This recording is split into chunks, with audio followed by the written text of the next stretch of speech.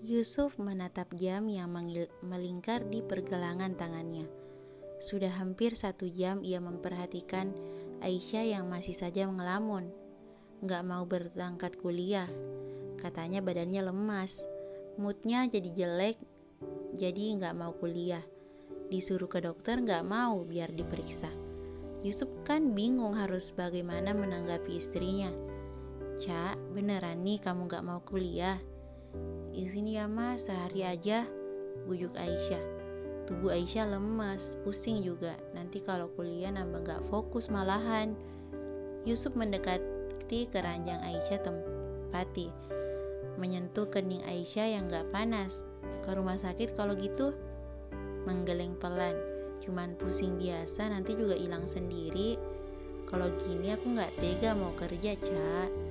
Aisyah menatap jam dinding yang menunjuk angka 7 kurang. Astagfirullah, berangkat sana udah mau jam 7. Beneran? Yusuf gak yakin kalau ninggalin Aisyah lagi. Gak enak badan kayak gini. Mana bisa tenang dia. Gak apa-apa mas, ya Allah. Katanya kemarin mau mimpin meeting, ujarnya sambil membenarkan dasi Yusuf yang kurang rapi. Makan dulu ya, setelah itu aku tinggal. Yusuf yang masih khawatir sama istrinya. Kan udah tadi minum susu mas. Mana kenyang sayang. Yusuf mengelus lembut surai rambut Aisyah. Nanti kalau aku lapar juga makan. Kamu buruan berangkat ya. Yusuf menghela nafasnya. Ya udah, iya aku berangkat.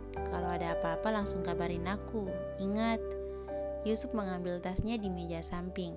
Aisyah mau ikut beranjak mengantar suaminya sampai depan pintu seperti biasa, namun ditahan Yusuf. Kamu gak usah nganterin, udah istirahat aja di kasur. Aisyah manut, kembali duduk di samping ranjang, mencium tangan Yusuf yang dibalas dengan kecupan panjang di kening. Aku berangkat. Assalamualaikum. Waalaikumsalam, jangan lupa sholatnya. Yusuf tersenyum melenggang kakinya meninggalkan kamar. Belum sampai keluar rumah ia kembali lagi ke kamar. Kok balik? Ada yang kelupaan? Dahi Aisyah berkerut heran. Yusuf tak membalas ucapan istrinya. Memeriksa lagi kening, pipi dan leher Aisyah. Ia khawatir aja kalau Aisyah sakit tapi gak ada dirinya di sisinya.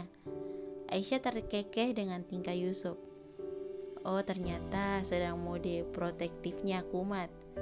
Gak apa-apa mas, akunya. Subhanallah. Cuman periksa lagi, takut kepikiran. Sini peluk dulu. Yusuf langsung masuk ke pelukan Aisyah. Kan aku cuma gak enak badan aja. Sudah kerja sana cari nafkah yang berkah ya, mas suami, kekeh Aisyah. Setelah mas Yusuf berangkat ke kantor, yang kulakukan hanya rebahan di kamar. Bosan sih. Mau bagaimana lagi, aku sudah dikasih izin sama Mas Yusuf gak berkuliah dengan syarat harus diem aja, gak boleh melakukan pekerjaan rumah. Katanya tadi dia saja yang mengerjakannya. Mana tega aku suami pulang kerja terus bersih-bersih. Tapi aku lebih takut kalau Mas Yusuf marah pada aku sih. Nurut aja lah, lagian tubuhku masih ngerasa gak enak. Rasanya tuh ngelakuin apa-apa malas aja. Terus kepala ini rasanya pening sekali. Mau makan tapi perut pahit juga. Jadi yang kulakuin ya memaksa minum susu biar perutku lebih keisi. Mungkin masuk angin kali ya. Sehabis melaksanakan sholat duha, untuk menghindari kebosanan yang semakin berkepanjangan ini, aku jadi berkeinginan untuk melangkahkan kakiku ke rak buku. Rasa-rasanya aku sudah lama sekali tak membaca buku. Mataku menatap buku yang berjudul Istri yang Salihah dan Ibu yang Sukses. Aku jadi terkekeh geli mengingat aku membeli buku ini waktu masih duduk di bangku SMA. Mau bagaimana lagi, namanya juga keinginan membeli. Ya, karena dulu dalam benakku saja tidak namanya pacaran dalam hidupku. Masa remajaku ku sibukkan dengan menuntut ilmu dan memperdalam agama. Walaupun bagiku aku masih terlalu dini mendalami seluas apa agama Islam itu. Tapi namanya juga belajar, semakin dibuka akan semakin meluas. dan betapa baiknya Allah memberikan jodoh kepadaku begitu cepat. Aku selalu bersyukur Allah menghadirkan Mas Yusuf di hidupku. Aku membuka halaman buku itu.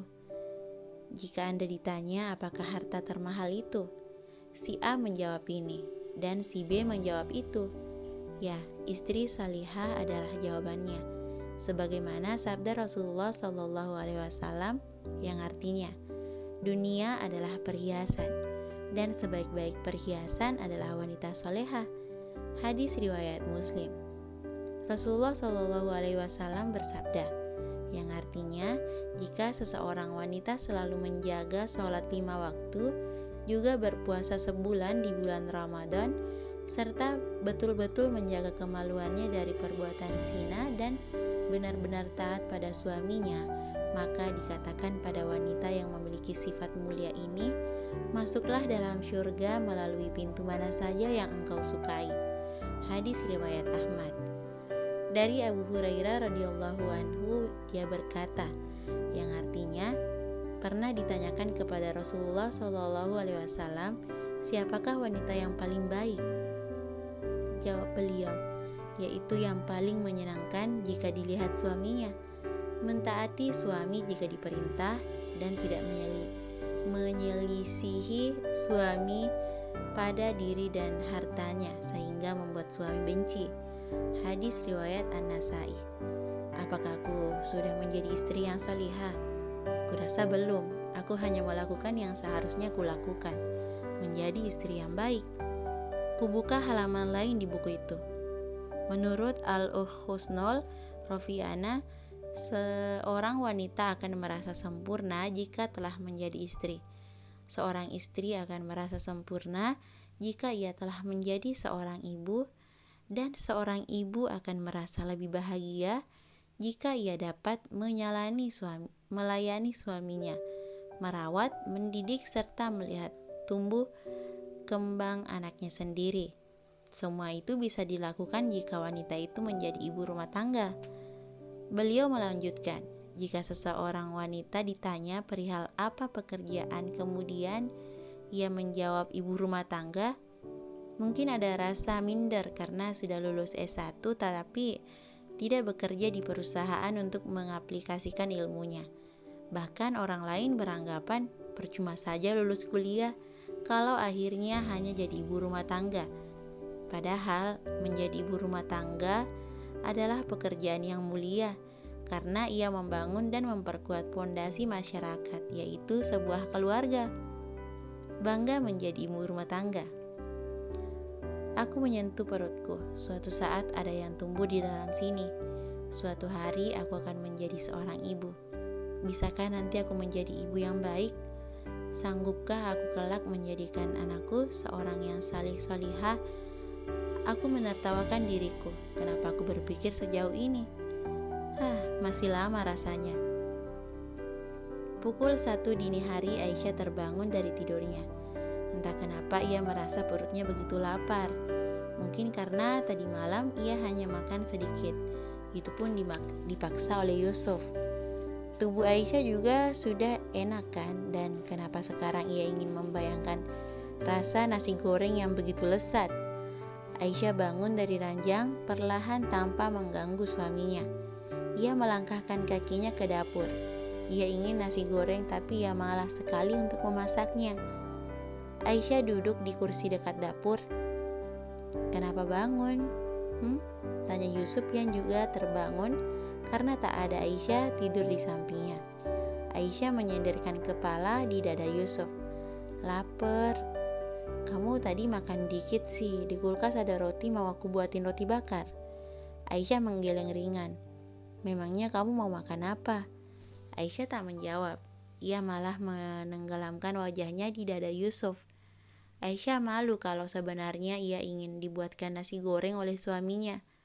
Kamu mau makan apa sayang? Kasih tahu aku. Kalau nggak makan nggak bisa tidur lagi nanti.